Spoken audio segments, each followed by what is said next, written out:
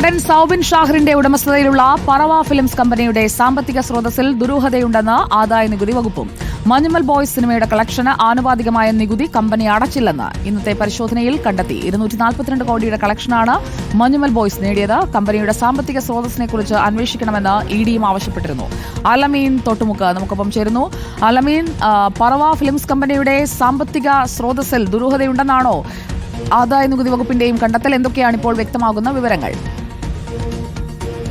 സുജയ, മണിക്കൂറുകൾ നീണ്ട പരിശോധനയിൽ രേഖകൾ പരിശോധിച്ചതിൽ നിന്ന് കമ്പനിയുടെ ഭാഗത്തുനിന്ന് സാമ്പത്തിക ഇടപാടുകളിൽ വലിയ തരത്തിലുള്ള ദുരൂഹതകളും ക്രമക്കേടുകളും ഉണ്ട് എന്നൊരു വിലയിരുത്തലിലാണ് ആദായ നികുതി വകുപ്പ് എത്തിയിരിക്കുന്നത്. സൗബിൻ ഷാഹിറിന്റെ ഓഫീസിൽ ഇന്നലെ മുതൽ നടത്തിയ പരിശോധന ഇപ്പോഴും തുടരുകയാണ്. ഇതിൽ മഞ്ഞുമൽ ബോയ്സുമായി ബന്ധപ്പെട്ട സിനിമയുടെ കളക്ഷന്റെ കാര്യത്തിലാണ് വലിയ തരത്തിലുള്ള ഒരു അസ്വാഭാവികത നിലനിൽക്കുന്നതും അന്വേഷണ സംഘത്തിന് അത് കണ്ടെത്താനായതും. രണ്ട് രീതിയിലുള്ള ക്രമക്കേടുകളാണ് അന്വേഷണ സംഘം സംശയിക്കുന്നത്, കേന്ദ്ര ഏജൻസികൾ സംശയിക്കുന്നത്. ഒന്ന്, ഈ സിനിമയ്ക്ക് കേരളത്തിൽ നിന്നും കേരളത്തിന് പുറത്തുനിന്നും വലിയ രീതിയിലുള്ള കളക്ഷൻ ലഭിച്ചിരുന്നു, കോടികളുടെ കളക്ഷൻ ലഭിച്ചിരുന്നു എന്നുള്ളതാണ് സിനിമയുടെ അണിയറ പ്രവർത്തകർ തന്നെ വ്യക്തമാക്കിയിരിക്കുന്നത്. പക്ഷേ ആ ലഭിച്ച കളക്ഷൻ അനുസരിച്ചുള്ള ആനുപാതികമായിട്ടുള്ള നികുതി അടയ്ക്കുന്നതിൽ വലിയ പരാജയം ഇവരുടെ ഭാഗത്ത് സംഭവിച്ചു എന്നുള്ളതാണ് ഒരു കണ്ടെത്തൽ. മറ്റൊന്ന്, ഈ സിനിമയുടെ വരുമാനവുമായി ബന്ധപ്പെട്ട് അതിന്റെ മറവിൽ കള്ളപ്പണം വെളുപ്പിക്കൽ ഇടപാട് നടന്നിട്ടുണ്ടോ എന്നുള്ള സംശയം കൂടി ജനിക്കുന്നുണ്ട്. അങ്ങനെ ഒരു സംശയം ഉണ്ടാകുന്നതിന് കാരണം കേരളത്തിനേക്കാൾ കൂടുതൽ തമിഴ്നാട്ടിൽ നിന്നാണ് സിനിമയ്ക്ക് കളക്ഷൻ ലഭിച്ചത്, തിയേറ്റർ കളക്ഷൻ ലഭിച്ചത് എന്നുള്ളതായിരുന്നു സിനിമയുടെ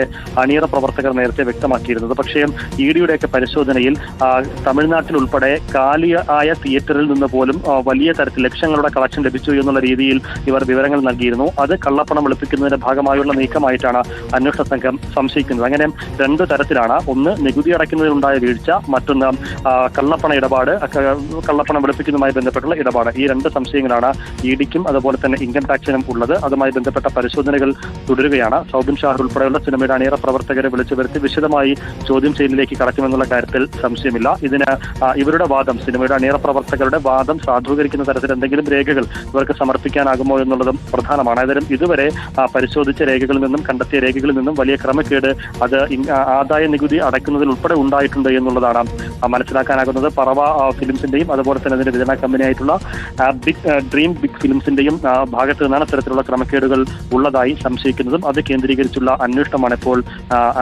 ഇൻകം ടാക്സ് തുടരുന്നത്. ഇഡിയും ആ അന്വേഷണത്തിലേക്ക് ഇനി കടന്നു വരാനുള്ള സാധ്യതയുണ്ട്. ഓക്കെ, അലമീനാണ് വിവരങ്ങൾ നൽകിയത്.